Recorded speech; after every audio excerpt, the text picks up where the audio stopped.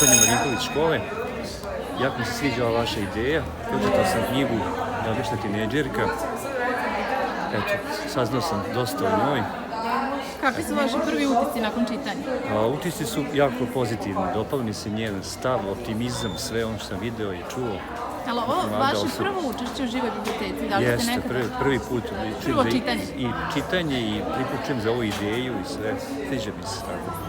Koliko vam se dopada ova razmena iskustava na ovaj način, kada imate živu knjigu pred sobom? Neobično, nekako se osjećao neobično. To je bila ideja da pazimo na knjigu. Upustvo je bilo da knjigu ne oštetimo, da je ne pocepamo i tako. To je mi ovako simpatično, zanimljivo, ali super ideja, stvarno sjajna.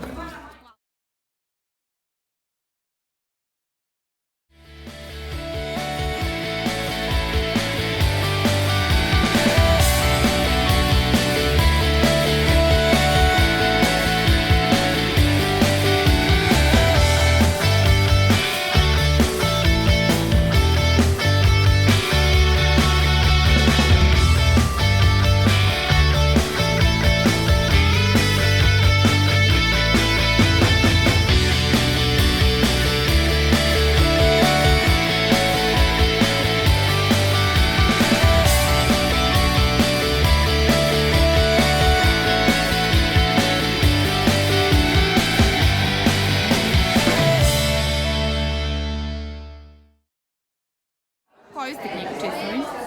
Anoreksiju i devojku koja čita kineski, koja govori kineski je u stvari čitala moja ćerka, pa sad jedva čekam da razmenim iskustva. A da li biste samo prokomentarisali činjenicu da se prvi put Živa biblioteka organizuje u osnovnoj školi? Ja zaista nisam znala da je ovo prvi put. Negde sam pomislila da je ovo jedna velika organizacija, jer mi tako i liči.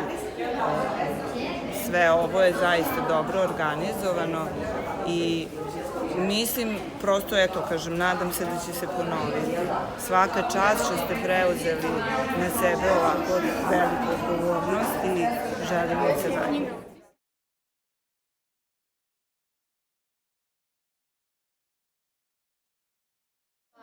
Bilo jako dobro i bilo jako tužno.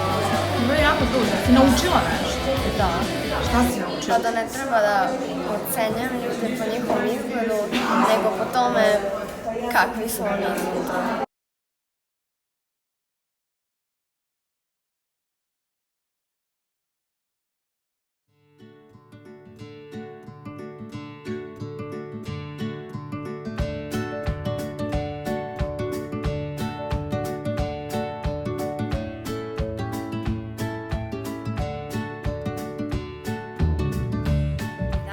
Moje ime je Maja Bogdanić, inače profesor istorije sam po struci i eto prvi put sam imala priliku da se upoznam sa ovakvim projektom. Utisci, evo izlazim zaista, verujte mi, sa dosta utisaka, imala sam prilike da snimim 3 žive knjige i onako generalno utisci kada su sve 3 knjige u pitanju su sjajno iskustvo, nove vidici, moja želja da više čitamo o tome, da više saznajemo o tome, ali isto tako da više razmenjujemo iskustva i da mi kao društvo zaista konačno nešto uradimo. Svaka od knjiga koju smo imali prilike da iznajmimo nosi neku životnu priču, neku temu koja se tiče svih nas ili može da se tiče. Konkretno, ja sam iznajmila knjigu koja se zove Bivši zavisnik, to je bila prva knjiga.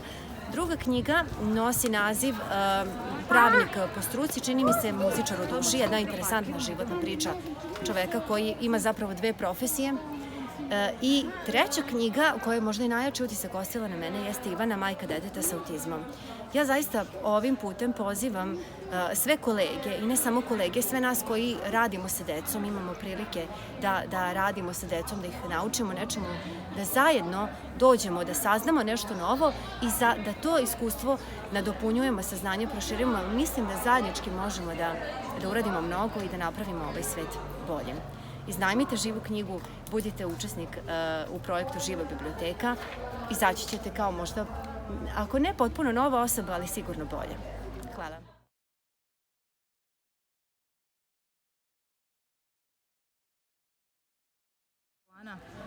Pročitali smo devojku koja uči kineski jezik znanjem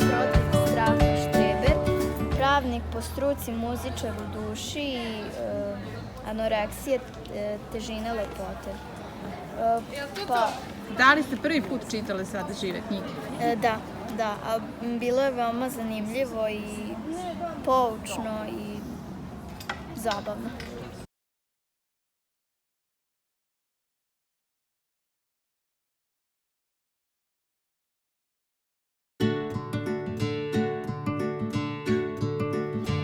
Lepa komunikacija bude, nije samo onako da je suvoparna priča, nego baš možemo i da pitamo, da se informišemo, što je više nego dobro, pogotovo za današnju omladinu.